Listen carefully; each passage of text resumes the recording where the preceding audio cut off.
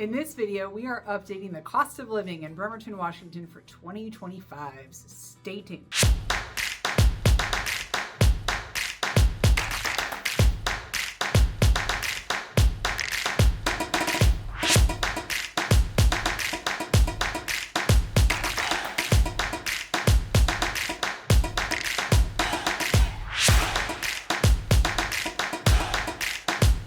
What's up, everybody? It's Cassandra Lopez with the Living in Bremerton channel. If you're new to the channel, you're going to want to go ahead and subscribe. This channel is all about living in Bremerton and the surrounding areas. So whether you're new here for the first time or maybe you've been here for a while and just want to know more, be sure to subscribe and tap that little bell so you're notified every time I drop a new video. So cost of living, this is always a hot button item. I've redone this video every year for like 3 years now, and I always get the nastiest comments because people just hate to talk about money. Like, I get it. Like, life's expensive, you guys, okay? And Bremerton's no different. We are going to start off with housing. This is going to be the biggest chunk of your financial pie as far as money that's you're writing checks every month. So average cost, let's see, median housing price in Bremerton right now is about $500,000, give or take. You know, that can kind of vary depending on location, of course, a little bit, but it's about 500, 515, somewhere there. That's the average. If you go up on Bainbridge, I would say the median price point just on Bainbridge Islands, probably $1 million, $1.1 million would be the median on Bainbridge.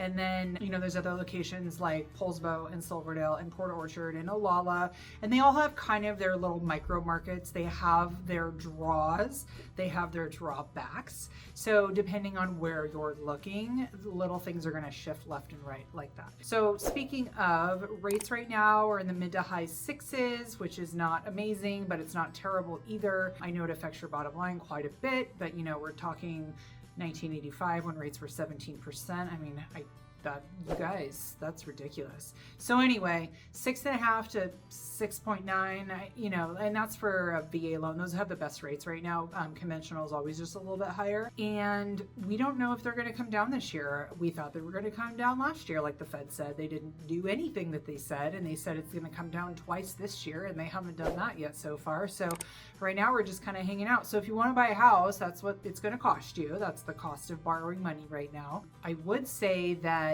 we have seen a pretty significant market shift in the past 4-ish weeks. And by that, I mean, we've had a flood of inventory. Like, we had a huge summer market bump, but like, it didn't stop. Like, it keeps going. It's still going, like today. Like, it's still going. People are listing. There are, off the top of my head, I can think of 4 or 5 enormous new construction projects going on in Kitsap County, not specifically Bremerton, some in Brem, but like Kitsap County wide, which is really unfortunate because these big national builders come in here and they just like clear cut acres and acres of our beautiful forests and habitat for all of our creatures, and it's really like very disheartening. And what's going to happen is they're going to flood the market with all this inventory and potentially crash the market, but we'll see. So who knows?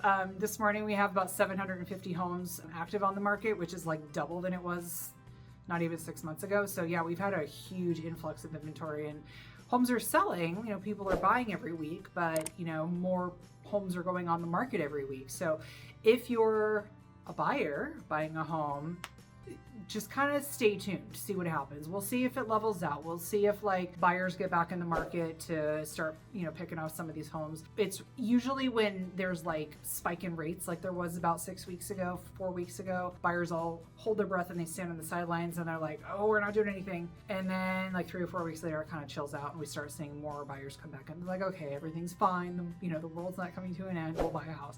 So we kind of see that trend. So I'm expecting to see some of this inventory thin out a little bit, but I've been hoping to see that for the last few weeks. Not because I want low inventory, not because I want like bidding wars and stuff, because that was nonsense. What I want is a healthy market, and I think if we have too much inventory all at the same time, it's just not good for the market. I think there needs to be a better balance and a smoother, slower transition, but you know, that's just me. 12 years in the industry, what do I know? So, cost of housing, it's gonna be the biggest chunk of your pie, okay? So if you're looking for something that's like more affordable, there are other areas that are more affordable, like Belfair out in Mason County. That's gonna probably give you more bang for your buck. A little bit farther south, there's Shelton, which is about an hour from here. That's gonna give you more bang for your buck. And then, but once you get into Gig Harbor, just south of Port Orchard, prices just start skyrocketing over there.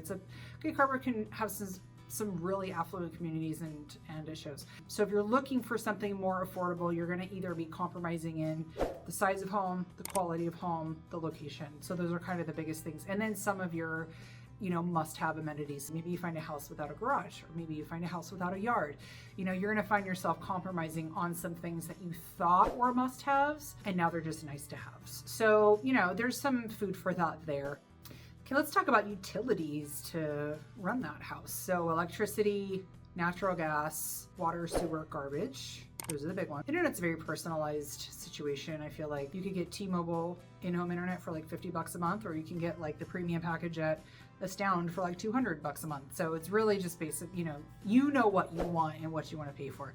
So we'll just say that. Electricity is going to be dependent on if your home has gas or not. I know that sounds weird, but gas and electricity tend to offset each other.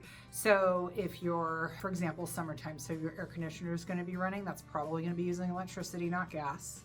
And then in the wintertime, when it gets super duper cold, your furnace is going to kick on, and that's going to use gas and not electricity. So those are going to kind of offset each other. And then if your home does have gas, you probably have it for your water heater too. You probably have it for cooking. You probably have it for a fireplace. So those are things that are on a usage basis. Electricity is going to run you somewhere in the neighborhood of $100 to $150 a month in the winter. And then in the spring and fall, when your AC and your furnace are not running, it's going to be a little bit cheaper, about maybe like $75. And then in the winter, if you have a heat pump air conditioner that's running, it's going to go back up to the $100 and $150. Water and sewer are typically paid on an every other month basis. For example, my household of 4, my water bill is about $50 every other month, so it's not too bad. And then my sewer bill is like $200 every other month. And sewer is a flat rate. Depending on the municipality, there's not a usage assigned to it, because the usage actually runs your water meter, so that goes into your water bill. So it's just a flat rate, and it's going to fund all of those things the municipality pays for, like all the sewer maintenance, maybe some lampposts or something like that. So it's itemized on your bill. If you have a septic system, you will not have a monthly bill. You will have a as needed pump fee. So like family of 4, maybe get that inspected every 3 to 5 years and pumped as needed. And that's maybe around $500. So it kind of all evens out. I would say septic is maybe even a little bit cheaper. The downside is that with a septic system, you're responsible for maintaining and repairing all of the equipment. So if your septic system fails you and you need to install a new one, it's like $25,000. That's not cheap, you guys. So it's really important to keep those things up. If you have a well, same thing. You won't have a water bill. You'll be responsible for maintenance and repairs of the well components and making sure that you can test it periodically for bacteriological and nitrates and stuff like that. Not just groceries. So anyway, so if you're familiar with a Kroger, that's what Fred Meyer is. So we have that. We have lots of Safeways. We have some Albertsons. We have Trader Joe's. Bainbridge Island and Poulsbo have a town and country, which is really cool. I really, really enjoy those stores. And then down in Gig Harbor, there's Metropolitan Market, which is really lovely too. So groceries are going to run you, gosh, if you're a household of 2, maybe $500 a month. 4, double that.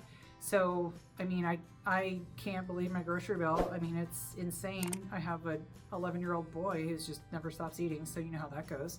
And it just is what it is. It's just the cost of having a family and feeding yourself, right? And then there's like takeout. So if you want takeout, which is ridiculous lately, I just took 2 of my kids and myself out to dinner, and it was like $70. I'm like, are you kidding me? This is bonkers. Like, no thanks. So anyway, it's pricey. So if you do want takeout or eat in a restaurant, it's gonna cost you.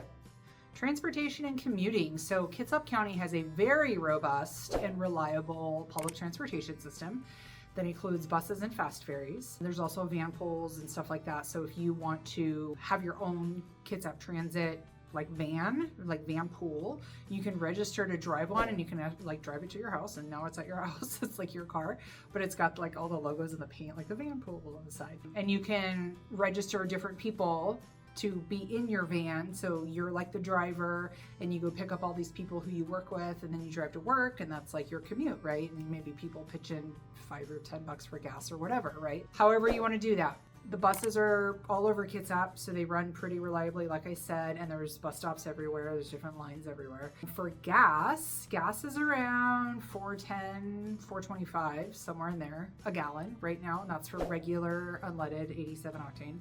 And then if you need to take the ferry, the Bremerton Fast Ferry is $2 from Bremerton to Seattle, and from Seattle to Bremerton it's like $10. And then there's the Washington State Ferry, which is the big one, which you can drive on. That's free to walk on from Bremerton to Seattle. Walking on from Seattle to Bremerton is like $10. Driving on, it's like 20 to 30, depending on where you are. There's so many ferry terminals all up and down the Sound. They go to and from different locations, and they all have their different rates. So if you're driving from Bremerton to Seattle, I think it's like 23 to drive on, free for passenger. Free for driver and passenger. And then Seattle to Bremerton, it's like 23 plus passengers. So however many passengers are, it's like $10, just like you were to walk on. That's how they calculate that. So it can get a little pricey if you're driving over to Seattle. I prefer to never drive over to Seattle because parking is a nightmare anyway. So if I'm going there, it's going to be somewhere that's in walking distance of the ferry anyway. So I'm either going to Pike's Place Market, or I'm going to the stadium to watch a Sounders game, or something like that. So I'm not going far, and if I need to go far, I'll just take public transportation or whatever, because I really just don't want to drive in Seattle. So those are some of your commuting costs. So if you live closer to your work, obviously we know how that goes. If you live in a more urban area where you can take public transportation, it's super cheap. It's like $2 a ride. It's really cheap to ride the bus. But if you need to like commute to Seattle, then you should think about maybe there's a monthly pass you can get for the ferry, and it may be tax deductible because it's a work related expense. So you're going to want to check with your financial guy with that, but that would be a pretty cool perk if it was. We talked about housing, utilities, transportation, food, insurance. Health insurance, that's like the biggest one, right? So if you're fortunate enough to work in the healthcare industry, work at PSNS, be in the military, be an educator, all of those employers offer amazing healthcare packages that you should 100% fully take advantage of because they're super cheap, and it's like $40 a month. Plus, like, you can add on however many dependents you want for like $10. Like, it's insanely cheap. So they're able to negotiate really good group plans for their employees. If you are like me, you have to purchase individual policies because you're a 1099 contractor or, self-employed or something like that. We don't have the benefit of having an employer pay or buy our policy for us. So we're looking out of pocket, like $500 on the cheap end, $1,000 on the high end, depending on your life situation, the tier of package that you want to choose. I did find that currently I have Department of VA insurance because I'm a veteran and I have Tri-West, so I actually don't have any premiums anymore, thank goodness. But when I did, I was purchasing Kaiser because I'm pretty healthy. I don't need to see the doc, very often.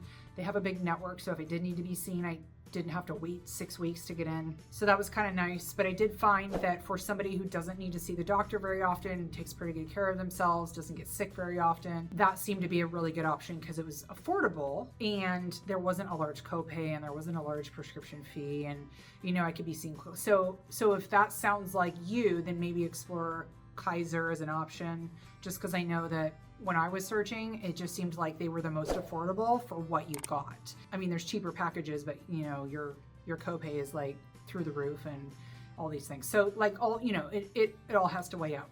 I'm going to put a link in the description for the Health Plan Finder Exchange. That's where you're going to go to find your health insurance. Open season is, I think it starts like November 15th to December 15th. So it's only like 4 weeks. And that's when you can go change your plan, add a new plan, whatever. There are some exceptions to that. Like if you're brand new to the state, then you can do it out of season. If you just had a major life change, like marriage, divorce, childbirth, then you can do it out of season. Stuff like that. So you're going to want to check on there what the caveats are for being able to, pick a plan out of season. Otherwise, you'll just wait for that November time frame to get yourself enrolled. So that's kind of it in a nutshell, cost of living. Obviously, there's going to be different things particular to your lifestyle, like entertainment. I don't know if you have a boat, if you have horses. I mean, there's other things that cost money, right, that I didn't talk about for sure because there's just too many layers to that onion that I just can't talk about at all. So anyway, but you get the gist, right? So if you have any questions about any of that, please feel free to reach out, call, text, or email. I'm happy to help. If there's anything I can do to support you, be sure to give me a like. Be sure to subscribe and tap that little bell so you're notified. I'll see you on the channel. Bye for now.